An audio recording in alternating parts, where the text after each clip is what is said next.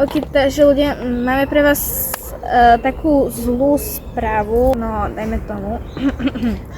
Ako sa môžete všimnúť, chýba nám tu jeden člen. No a Viktória.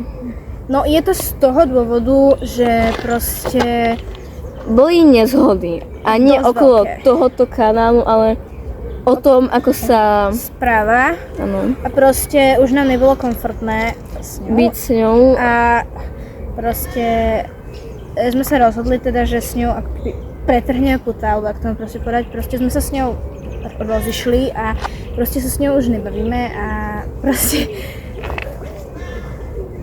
tam, áno.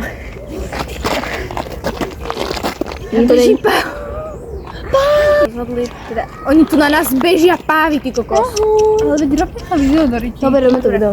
No, takže sme sa rozhodli, že sa s ňou prestaneme baviť, čo znamená teda, že kvituje tento kanál a nebude s nami točiť. No ale každopádne teda toto video je vlastne hlavne o tom, aby ste neboli disappointed ohľadom... Takže to Viktória není. Hej, proste. Aj tak, ona sa správala trochu, proste už sa v poslednej dobe správala strašne tak. Idú ľudia, dobre. To je tak zaujímavé. No, takže sú tu ľudia. Dobre, keďže tu sú ľudia, tak Takže to my preto natočíme iba takto. Krásne pozadím. S tým slnkom. No takže about that, no teda. Go folka. Vikina s nami proste nebude už točiť. Hovno, tam je slnko, poďme sem vidieť. Takže Vikina s nami už nebude točiť za tým, takže by ste vedeli a neboli disappointed, prečo s nami Vikina netočí. Len Maruko už to ukončí.